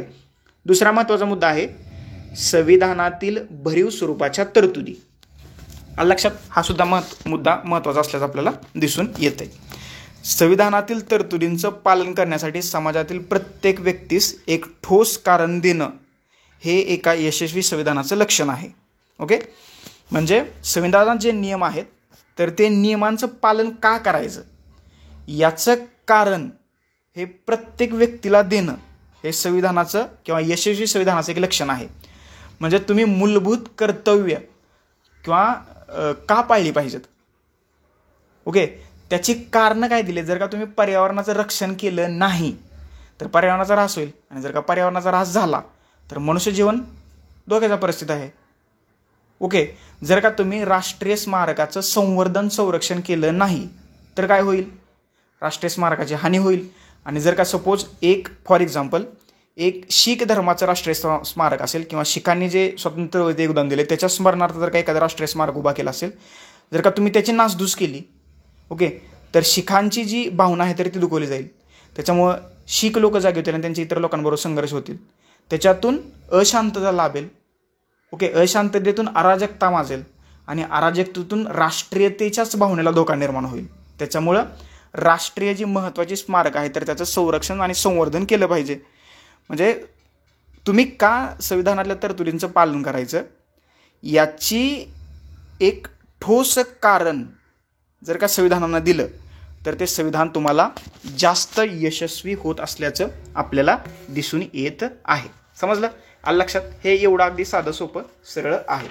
याच्यानंतर पुढे बघा, एखाद्या संविधानानं जर समाजातील बहुसंख्याकांना समाजातील अल्पसंख्याक गटावर अत्याचार करण्याचा कायमस्वरूपी अधिकार दिला तर त्या अल्पसंख्याक गटांना संविधानातील तरतुदीप्रमाणे आचरण करण्याचं काहीच कारण उरणार नाही.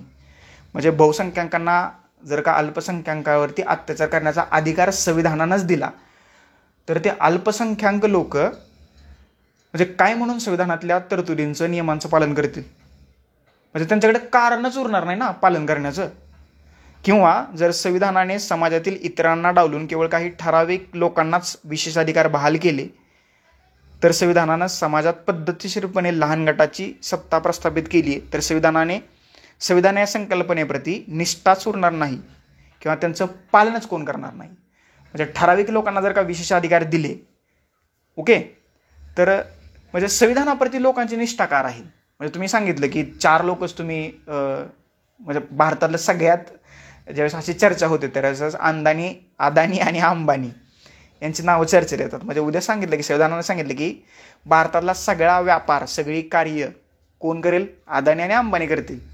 ओके, संविधानाने असं सांगितलं तर भारतातली जी इतर जनता आहे, ओके, तर ती जनता मग संविधानाचं पालन का करेल किंवा संविधानाप्रती निष्ठा का दाखवतील ना ते, जर का संविधानानेच असं काय केलं तर?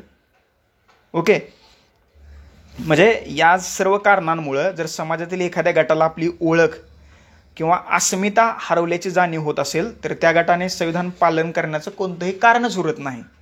बरोबर. म्हणजे अल्पसंख्याकावरती अत्याचार झाले किंवा काही गटांना विशेष अधिकार मिळाले तर संविधानाप्रती निष्ठा राहणार नाही.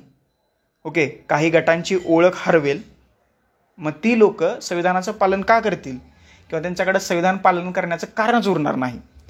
जगातील कोणतंही संविधान हे संपूर्णरित्या न्याय स्वरूपात नसतं, अगदी बरोबर आहे. परंतु समाजातील प्रत्येक नागरिकाला मूलभूत न्याय मिळण्यासाठी संविधान एक चौकट ठरवून देतं, अगदी हेही बरोबर आहे.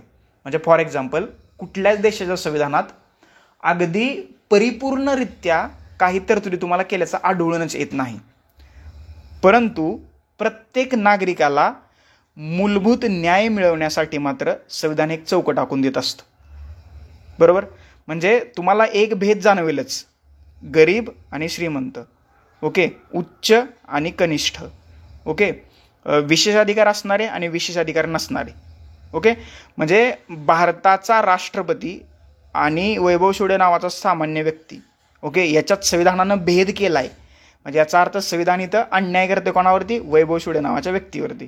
कारण काही विशेषाधिकार भारताच्या राष्ट्रपतीला देण्यात आलेले आहेत, परंतु मला आणि राष्ट्रपतीला, म्हणजे वैभव सूर्य या व्यक्तीच्या या नावाच्या व्यक्तीला आणि राष्ट्रपतीला, ही दोघं नागरिकच आहेत, तर या दोन नागरिकाला मूलभूत न्याय मिळवण्यासाठी संविधान एक चौकट पुरवते. ओके, मूलभूत न्याय. आलं लक्षात? भेदाभेद असेल आणि तो ह्याच्यानुसार असेल, कशानुसार? संविधानानुसार असेल. कारण ते बरोबर ना? आलं लक्षात मला काय म्हणायचं इथं? याबाबत जनतेची खात्री पटवून देणं हे संविधानाचं महत्त्वाचं कार्य आहे. मूलभूत न्याय देण्यासाठी जनतेला खात्री पटवून देणं गरजेचं असतं. ओके, आणि हे कार्य कोण करतं? संविधान करते. ज्या संविधानात समाजातील प्रत्येक व्यक्तीचं स्वातंत्र्य आणि समता या मूल्यांचं जतन केलं जातं, त्या संविधानाच्या यशस्वीतेची शक्यता अधिक असल्याचं आपल्याला दिसून येतं. ओके, म्हणजे कुठल्याही देशाचं संविधान असू द्या, त्या प्रत्येक म्हणजे संविधानात त्या प्रत्येक व्यक्तीचं स्वातंत्र्य आणि समता या मूल्यांचं जतन केलं जात असेल तर त्या संविधानाच्या यशस्वीची शक्यता जी आहे तर ती तुम्हाला जास्त असल्याचं दिसून येतं. आलं लक्षात? ओके, हे संविधान परिणामकारक बनवण्याची दुसरी एक बाब आहे. तिसरी बाब आहे, आणि ही तिसरी शेवटची बाब आहे, संतुलित संस्थात्मक रचना, म्हणजे बॅलन्स्ड इन्स्टिट्यूशनल डिझाईन. बरोबर. आलं लक्षात? ज्या संस्था आहेत की ज्या संस्थांची निर्मिती संविधानानुसार करण्यात आलेली आहे, तर त्या संस्थांमध्ये बॅलन्स असला पाहिजे. आणि जर का बॅलन्स नसेल तर मग संविधान काय करते? तिला दुजाभाव करते. आणि जर का संविधानानं दुजाभाव केला तर लोक त्या संस्थांना मानणार नाहीत, आणि जर का लोक त्या संस्थांना मानणार नसतील तर लोक त्या संविधानाला मानणार नाहीत. त्याच्यामुळं संतुलित संस्थात्मक रचना, ओके, जर का असेल तर ते संविधान तुम्हाला अधिक परिणामकारक असल्याचं आपल्याला दिसून येतं. ओके, कसं काय? म्हणजे संविधान याच्यामध्ये कसं काय करू शकतं? कारण संस्थात्मक रचनाची तरतूद जी आहे तर ती तुम्हाला संविधानात केल्याची दिसते. बरोबर. तर या संस्थांची रचना ज्यावेळेस तुम्हाला संविधानात केल्याची दिसते, त्या संस्था जर का बॅलन्स्ड नसतील, ओके, येते लक्षात? संस्था जर का बॅलन्स्ड नसतील तर मग त्या संस्था अन्याय करतील, आणि जर का संस्था अन्याय करतील त्यांना अन्यायाचे हक्क किंवा अधिकार कुठून आले असतील? संविधानातून आलेले असतील ना. तर मग लोक संस्थांना मानणार नाहीत, याचा अर्थ ते मग संविधानाला मानणार नाहीत. त्याच्यामुळं ह्या संस्थांची रचना जी आहे तर ती बॅलन्स स्वरूपात झालेली आपल्याला असायला पाहिजे.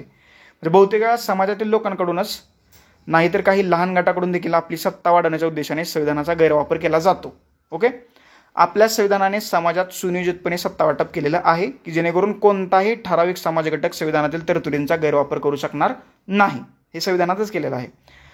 तसंच संविधानाने अतिशय कुशल पद्धतीनं कोणत्याही एका ठराविक संस्थेकडं अधिकारांचं केंद्रीकरण होणार नाही याची काळजी सुद्धा घेतलेली आहे.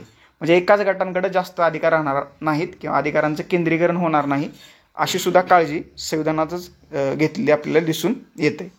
म्हणजे हे कसं केलं आहे तर वेगवेगळ्या संस्थांमधील सुयोग्य सत्ता विभाजनाद्वारे हे आपल्याला केल्याचं दिसून येते. म्हणजे फॉर एक्झाम्पल, भारतातल्या राज्यघटनेमध्ये 3 महत्त्वाची उदाहरणं आपल्याला दिसतात. एक आहे कायदेमंडळ, दुसरं आहे कार्यकारी मंडळ, आणि तिसरं आहे न्यायमंडळ.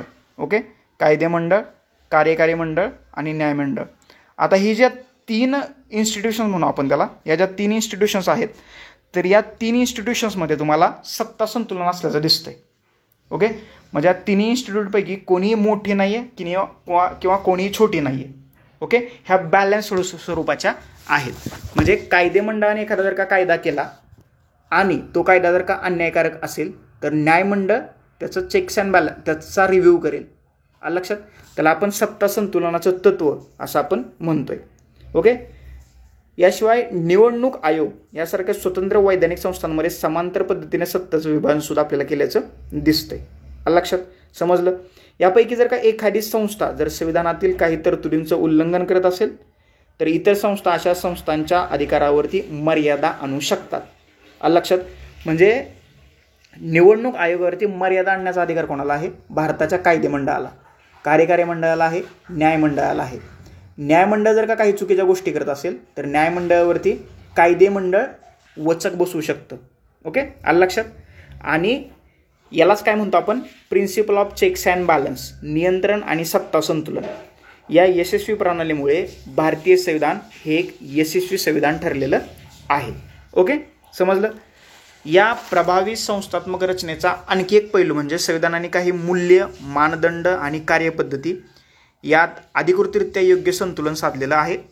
त्याचबरोबर बदलत्या गरजा आणि परिस्थितीमध्ये अनुकूल होण्यासाठी कार्यपद्धतीमध्ये लवचिकताही तुम्हाला केल्याचं दिसतंय. ओके, म्हणजे भारताच्या संविधानाचं एक वैशिष्ट्य आहे, भारताचं संविधान आपल्याला ताठरी असल्याचं दिसतं आणि लवचिकी असल्याचं दिसतं. म्हणजे लवचिक आणि ताठर म्हणजे काही वेळेला भारताच्या संविधानात सरळ सरळ व्यवस्थितपणे दुरुस्त्या करता येतात, काही वेळेला मात्र या दुरुस्त्या करताना निम्म्या राज्यांची मान्यता घ्यावी लागते. ओके, ताठर आणि लवचिक याचा बॅलन्स साधण्याचा प्रयत्न भारताच्या संविधानामध्ये आपल्याला केल्याचं दिसून येते. जी संविधाने आपल्या मूलभूत मूल्यांचं संरक्षण करणं आणि परिस्थितीनुरूप त्यात बदल करणं यामध्ये योग्य समतोल राखू शकतात ती संविधानं यशस्वी होतात. अगदी बरोबर आहे.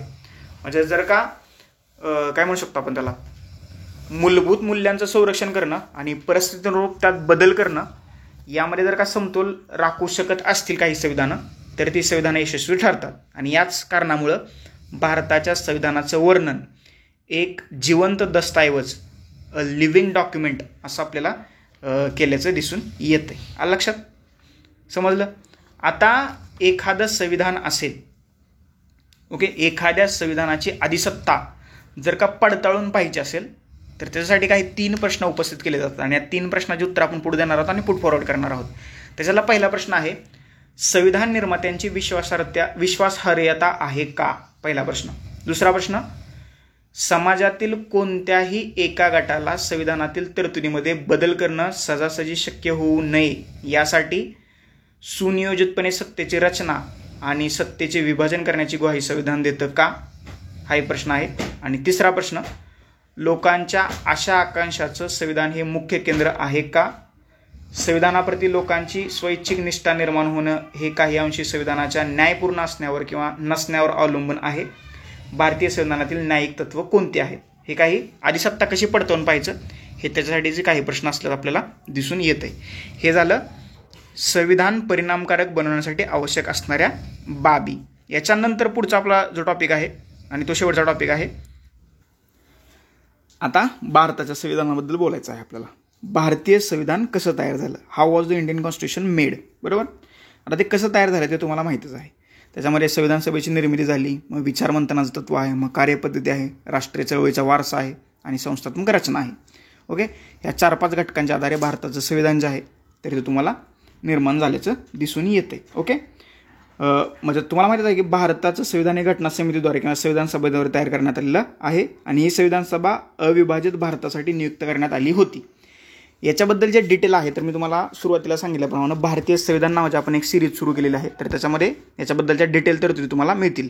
इथून पुढचा जो पार्ट आहे तर मी तुम्हाला थोडक्यात सांगण्याचा प्रयत्न करेन कारण त्याच्यात काही एवढं महत्त्वाचं नाही आहे. ओके, संविधान सभेची रचना जो आहे तर या संविधान सभेची पहिली बैठक 9 डिसेंबर 1946 रोजी भरवण्यात आली होती आणि भारताची फाळणी झाल्यानंतर स्वतंत्र भारतासाठी 14 ऑगस्ट 1947 रोजी पुन्हा या संविधान सभेची नवीन बैठक घेण्यात आलेली आहे. ओके, संविधान सभेचे जे सदस्य होते तर ते 1935 साली स्थापन झालेल्या प्रांतीय विधानसभेच्या सदस्यांनी अप्रत्यक्ष निवडणूक पद्धतीने नियुक्त केलेले होते. कॅबिनेट मिशन की जी 1945ला स्थापन करण्यात आली, 1946मध्ये यांनी आपला रिपोर्ट जो आहे तर तो भारतात सादर केलेला होता. हे कॅबिनेट मिशन आणि त्याच्यामध्ये 3 सदस्य होते आलं लक्षात, हे तुम्हाला माहीत आहे. ओके. आणि ब्रिटिश कॅबिनेट समितीने प्रस्तावित केलेल्या योजनेनुसार संविधान सभेची स्थापना किंवा रचना जी आहे तर ती करण्यात आलेली आहे. ओके. त्यांनी सांगितले की किती 10 लाख लोकांमागे एक लोक असावेत. ओके.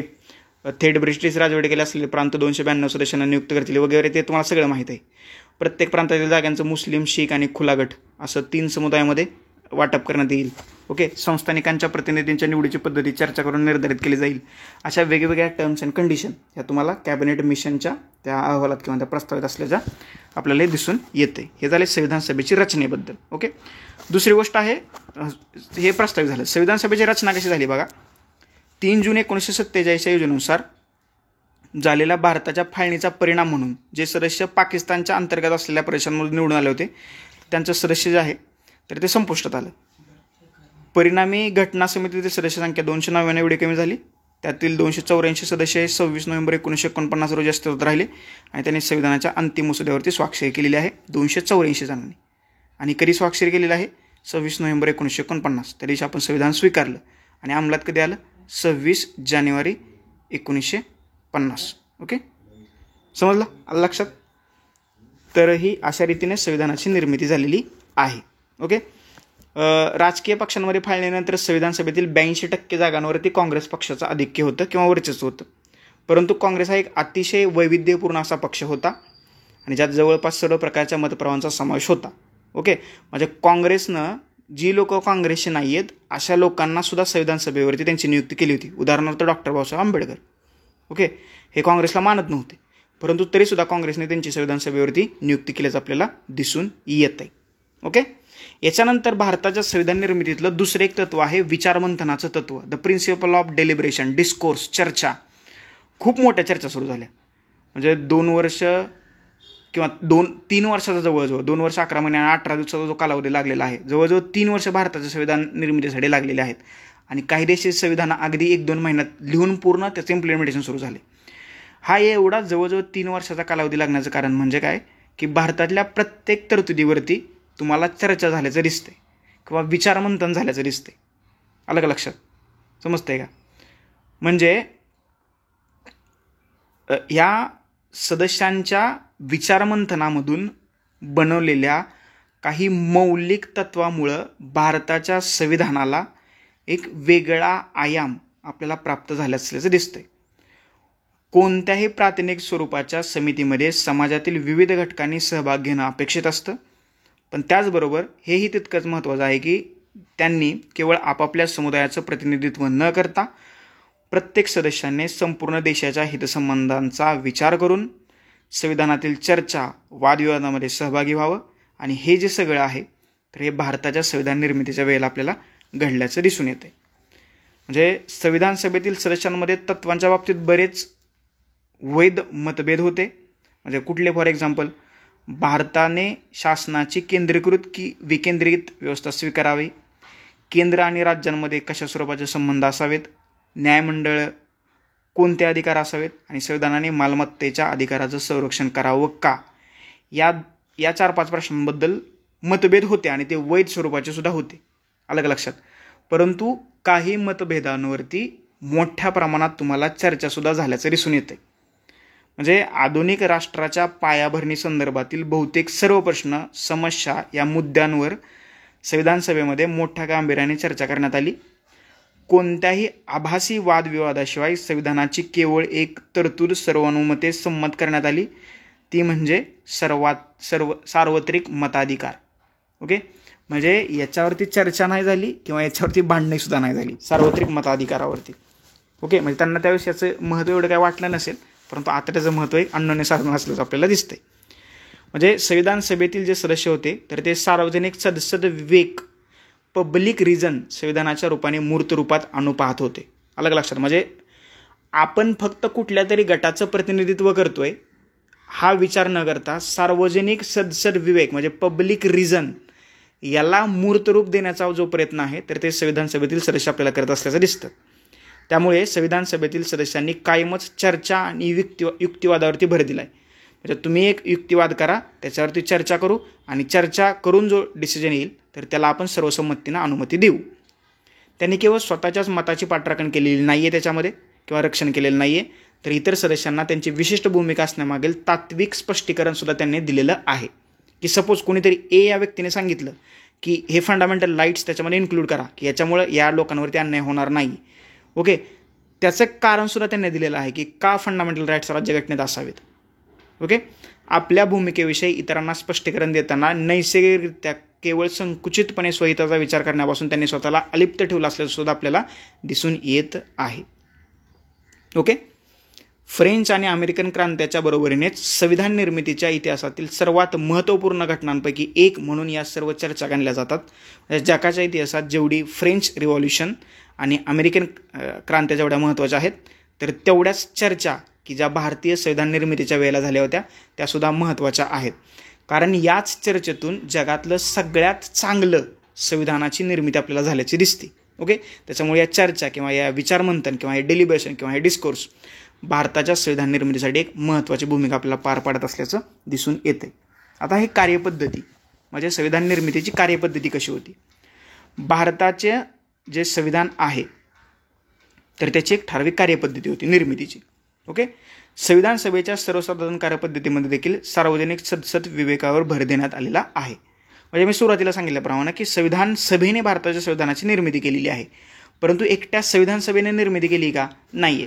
त्याच्यासाठी 22 वेगवेगळ्या समितीची निर्मिती करण्यात आली होती. त्याच्यातल्या 10 महत्त्वाच्या होत्या आणि 12 कमी महत्त्वाच्या समित्या होत्या आणि त्या समित्यांचे वेगवेगळे अध्यक्ष होते. बरोबर. आणि मग ह्या समित्यांनी एखादं प्रारूप एखादा मसुदा ज्यावेळेस या संविधान सभेकडे दिला जायचा तर संविधान सभेमध्ये त्याच्यावरती चर्चा होते, त्याच्यामध्ये विचारमंथन व्हायचं. लक्षात, ही अशी कार्यपद्धती जी आहे तर ती तुम्हाला असल्याचं दिसून येते. ह्या ज्या वेगवेगळ्या समित्या होत्या त्याच्यामध्ये जवाहरलाल नेहरू, डॉक्टर राजेंद्र प्रसाद, सरदार पटेल, मौलाना आझाद, डॉक्टर बाबासाहेब आंबेडकर हे वेगवेगळे लोक त्या संविधान समितीच्या ज्या वेगवेगळ्या समितींची अध्यक्षपदं भूषवत असल्याचं आपल्याला दिसून येते. या लोकांमध्ये बऱ्याचशा प्रकारचे मतभेद सुद्धा असल्याचं तुम्हाला दिसून येते. ओके, म्हणजे डॉक्टर बाबासाहेब आंबेडकर हे काँग्रेस आणि गांधी यांचे कठोर टीकाकार होते. याशिवाय अनुसूचित जातीच्या उद्धारासाठी विशेष असे कार्य न केल्याचा ते काँग्रेसवर नेहमी आरोप करत होते. पटेल आणि नेहरूंमध्ये देखील तुम्हाला मतभेद असल्याचं दिसून येते. तरी या सर्वांनी किंवा या सर्व लोकांनी एकत्रितरित्या काम केले. संविधान सभेतील प्रत्येक समितीद्वारे आपापल्या परीने संविधानाच्या विशिष्ट तरतुदींचा मसुदा तयार केला जात असे आणि त्यानंतर संविधान सभेत त्या सर्व तरतुदीवरती एकत्रितपणे वादविवाद किंवा चर्चा सुद्धा झाल्याचं आपल्याला दिसून येते आणि या चर्चेतूनच एक चांगलं संविधान ओके तयार झाल्याचं आपल्याला दिसते. काही शंका, प्रश्न, तर्क, मतभेद यांनासुद्धा तिथं थारा होता किंवा ते सुद्धा उपस्थित केले जात असत. परंतु प्रत्येक वेळी शंका, प्रश्न, तर्क, मतभेद यांना काळजीपूर्वक लिखित स्वरूपात प्रतिसाद देण्यात आलेला आहे. 2 वर्ष 11 महिने म्हणजे जवळजवळ 3 वर्ष आणि संविधान सभेच्या 166 दिवस बैठका झाल्या. संविधान सभेची चर्चासत्र ही पत्रकारांसाठी देखील आणि तसंच इच्छुक नागरिकांसाठी देखील खुली असल्याचं आपल्याला दिसून येते आणि ही अशा रीतीनं जी कार्यपद्धती आहे संविधानाची तर ते आपल्याला झाल्याचं दिसते. ओके, कार्यपद्धती एक महत्त्वाचे वैशिष्ट्य आहे. त्याच्यानंतर भारतीय संविधान कसं तयार झालं याच्यातलं एक पुढचा टॉपिक आहे राष्ट्रीय चळवळीचा वारसा, inheritance of nationalist movement. Okay, म्हणजे भारताच्या संविधानाचा एक स्रोत म्हणून सुद्धा राष्ट्रीय चळवळीकडे पाहिलं जातं. ओके, कोणतंही संविधान हे केवळ संविधान सभेनं केलेली निर्मिती नसते, हे अगदी बरोबर आहे मी सुरुवातीला सांगितल्याप्रमाणे. कारण संबंधित देशात संविधान निर्माण करत असताना त्याच्या पाठीमागं काही इतिहास आहे किंवा त्याच्या पाठीमागं काही चळवळी घडलेल्या आहेत का, उदाहरणार्थ राष्ट्रीय चळवळ असतील किंवा स्वातंत्र्य चळवळी असतील तर त्याचा सुद्धा विचार केला जातो. म्हणजे संविधानात जतन केल्या जाणाऱ्या मुख्य नीतितत्वांविषयी जर संविधान सभेत एक वाक्यता नसती तर अतिशय वैविध्यपूर्ण अशी संविधान सभा चांगल्या रीतीने आपलं कार्य पारच पाडू शकली नसती. ओके, आणि एक वाक्यता कशामुळे आली ही भारताच्या संविधान निर्मितीच्या वेळेस तर ती एक वाक्यता आली समान राष्ट्रीय चळवळीचा वारसा.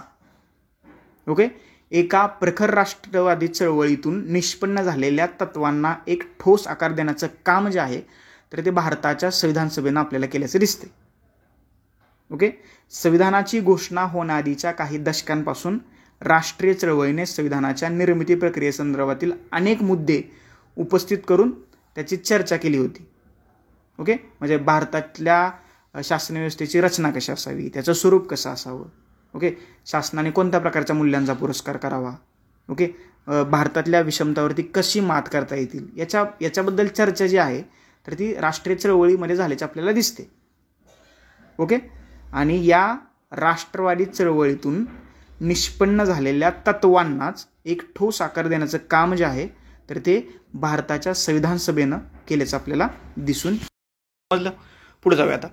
राष्ट्रीय चळवळीने संविधान सभेला प्रदान केलेल्या तत्वांचा सर्वोत्तम सारांश म्हणजे 1946 साली नेहरूंनी निर्देशित केलेला उद्दिष्टांचा ठराव. आलं लक्षात?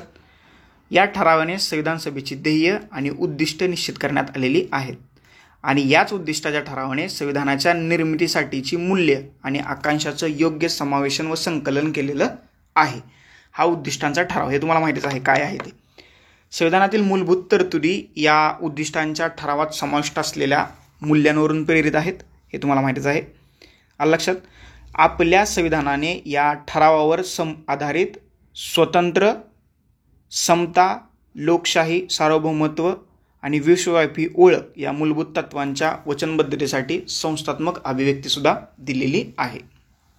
ओके, म्हणजे काय म्हणता येईल आपल्याला, आपलं संविधान म्हणजे केवळ काही नियम आणि प्रक्रियांचं जाळं आहे असं नाही, तर ते असं एक शासन स्थापन करण्याप्रती एक नैतिक बांधिलकी आहे की जे राष्ट्रीय चळवळीने लोकांपुढे ठेवलेली अनेक आश्वासनं पूर्ण करील. ओके, आलं लक्षात? एक मोरल कमिटमेंट संविधान आपल्याला देतं की जी राष्ट्रीय चळवळीने लोकांपुढे ठेवलेली आश्वासने पूर्ण करेल. ओके, आता हा जो उद्दिष्टांचा ठराव होता त्याच्यामध्ये कोणकोणते महत्त्वाचे मुद्दे होते ते थोडक्यात पाहूया आणि मग आपण चॅप्टर आपला संपतोय. त्या उद्दिष्टांमध्ये काय काय होतं? भारत हे एक स्वतंत्र, सार्वभौम आणि प्रजासत्ताक राष्ट्र आहे. भारत हे पूर्वश्रमेचा भारतीय प्रांत, भारतीय संस्थाने यांचं मिळून राज्यांचा एक संघ असेल. त्याच्यानंतर या संघातील प्रदेश स्वायत्त असतील, तसंच केंद्राला बहाल केलेले वा तिच्याकडे निहित असलेले अधिकार वगळता इतर सर्व प्रदेशांना शासन आणि प्रशासनाचे सर्व अधिकार असतील, हे असं सांगितलेलं आहे. उद्दिष्टांच्या ठरावातला पुढचा मुद्दा आहे सार्वभौम आणि स्वतंत्र भारताचं. तसंच हे तुम्ही वाचून घ्या एकदा, हे काय मला एवढं महत्त्वाचं नाही सांगायचं वाटत, ते तुम्ही वाचून घ्या. ओके, त्याच्यानंतर शेवटचा मुद्दा आहे संविधान कसं तयार झालं, संस्थात्मक रचना. ओके, इन्स्टिट्यूशनल अरेंजमेंट कशा होत्या. बघा आता, शासकीय संस्थांची संतुलित रचना हा संविधानाच्या परिणामकारकतेची ग्वाही देणारा एक महत्त्वाचा पैलू आहे. शासन हे लोकशाही स्वरूपाचं तसंच लोककल्याणासाठी समर्पित असावं हे त्यामागील एक मूळ तत्व आहे. संविधान सभेनं कार्यकारी मंडळ, कायदे मंडळ आणि न्यायमंडळ यासारख्या विविध संस्थांमध्ये योग्य संतुलन विकसित करण्यासाठी मोठा काळ व्यतीत केला.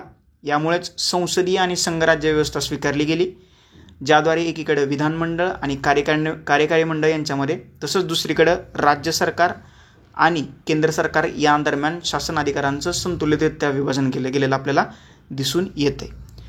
संतुलित शासकीय रचना विकसित करताना संविधानकर्त्यांनी इतर देशांनी केलेल्या प्रयोगामधून आणि त्यांच्या अनुभवातून धडे घेण्यात संकोच केलेला नाही.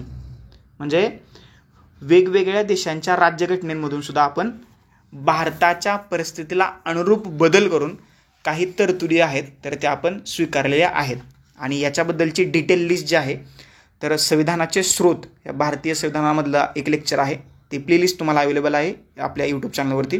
तर त्याच्यामध्ये मी डिटेलपणे ॲनालिसिस केलेलं आहे, म्हणजे ब्रिटनच्या संविधानातून काय, अमेरिकेचं संविधान, आयर्लंडचं संविधान, फ्रेंचचं संविधान, कॅनडाचं संविधान, तर हे मी तुम्हाला डिटेलमध्ये सांगितलेलं आहे. ते लेक्चर पहा, म्हणजे इथं थोडक्यात सांगण्यापेक्षा तिथं मी इन डिटेलमध्ये सांगितलेलं आहे. जर का सगळंच आत्ता सांगितलं तरी लेक्चर अजून खूप मोठं होईल. ओके, आणि शेवटी जाता जाता संविधानकर्त्याचा हा ज्ञानीपणा, द्रष्टेपणा आणि मोठेपणा आहे की त्यांनी भारताला एक अभूतपूर्व असं संविधान प्रदान केलं, ज्यात मूलभूत नीतिमूल्यांची तसंच लोकांच्या परमोच्च अशा आकाशांचं जतन आणि संरक्षण केलेलं आहे. म्हणूनच अतिशय बारकाईनं आणि काळजीपूर्वकरित्या बनवलेलं हे संविधान एक जिवंत दस्तऐवज म्हणून आज तागायत टिकून आहे. याउलट जगातल्या बऱ्याचशा देशातल्या संविधान नुसती ती कागदोपत्रीच उरलेली आहेत. भारताचं संविधान हा एक आगळा वेगळा अभूतपूर्व असा दस्तऐवज आहे. म्हणूनच जगातील इतर अनेक संविधानांसाठी ते एक सर्वोत्तम असं आदर्श उदाहरण ठरलेलं आहे. विशेषतः दक्षिण आफ्रिकेसाठी ते एक आदर्श उदाहरण आहे. संविधानकर्त्याने संविधान बनवण्यासाठी जो 3 वर्षांचा मोठा कालावधी लागला त्याचं कारण म्हणजे संविधान निर्मात्यांना संविधानाने निर्माण केलेल्या विविध संस्थांमध्ये योग्य संतुलन साधायचं होतं की जेणेकरून संस्थात्मक रचना ही कच्ची किंवा तात्पुरत्या स्वरूपाची ढोबळ ठरणार नाही, तर त्यातून पुढील दीर्घकाळासाठी भारतीय लोकांच्या सर्व आशा आकांक्षा सामावून घेण्याची क्षमता तयार व्हावी. आलं लक्षात? तर हे आजचं आपलं पहिलं प्रकरण होतं की ज्यामध्ये आपण वेगवेगळ्या गोष्टी डिस्कस केलेल्या आहेत. याच्यातल्या बऱ्याचशा गोष्टी तुम्ही अगोदर अभ्यासल्या असतील, वाचल्या असतील, पाहिल्या असतील, ऐकल्या असतील किंवा आपल्याच VJC स्टडीच्या यूट्यूब चॅनलवरची तुम्ही लेक्चरसुद्धा पाहिली असतील. हे तुम्हाला रिकॉल झाले, रिवाईज झाले.